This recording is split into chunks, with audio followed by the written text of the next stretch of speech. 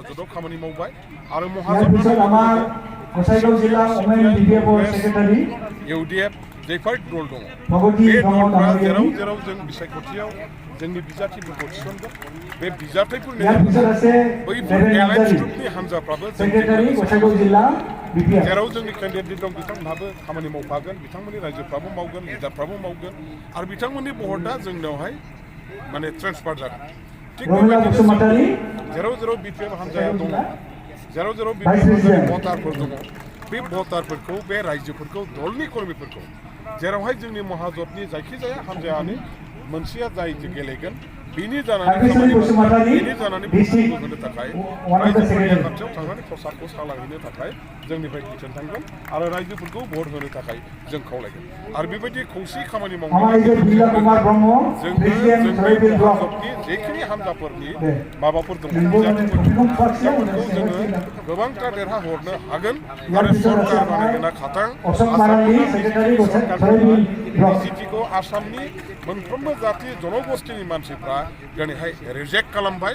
बिजेपिया थांनाय 5 बोसोराव जेबायदि मोनसे अहंकारि मनोभाब लानानै जनगोष्ठीफोरनि समस्याफोरखौ जगायनानै दोनबाय थाबाय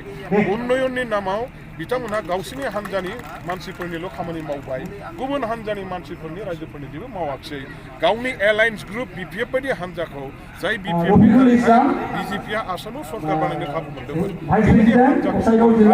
जेबायदि बेबहार खालामबाय जेबायदि अपमान खालामबाय बेबायदि बिपिएफ हान्जानि सायाव माने अपमान खालामनायखौ आसामबासि रायजोआ मोजां मोनाखै आसामबासि रायजो राजाया दिनै बिजेपिखौ बुंदों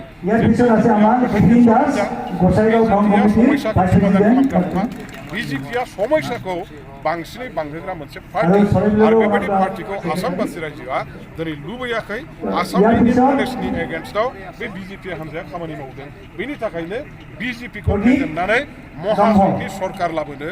बिजेपि गभर्नमेन्टखौ उৎखात खालामनो थाखाय आसामनि जाथि जनगोष्ठीनि मानसिफ्रा सानजा सोनाब सा खोला जेराव जेराव दङ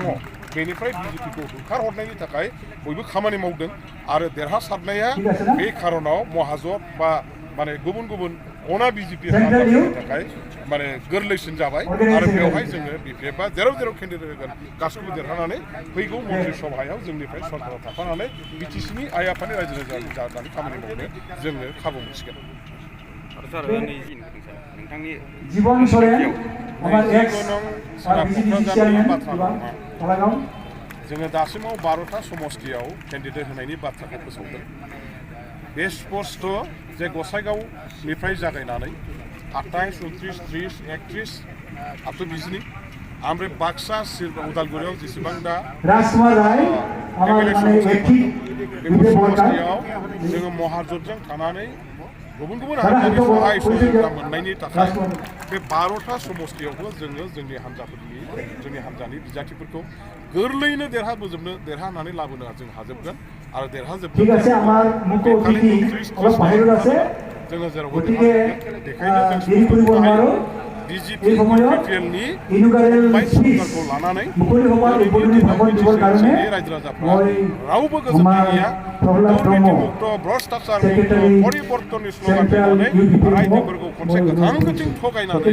बिसोरो माने क्षमतायाव जिरायनानै गिलु बालु दुर्नीति भ्रष्टाचार फोथाय खेबस' थगायनाय बेबायदि सासन बेबस्थाखौ नुनानै जायफोर मानसिफ्रा बिजेपि इउपिपिएलनो भट होदोंमोन बे रायजो राजाफ्रा बे भटारफ्रा दिनैहाय बे इउपिपिएल आरो बिजेपिखौ रागा जोंफिननाय फैदों आरो बिथांमोनखौ जेरैखिजाया एसेम्बलि इलेक्सनाव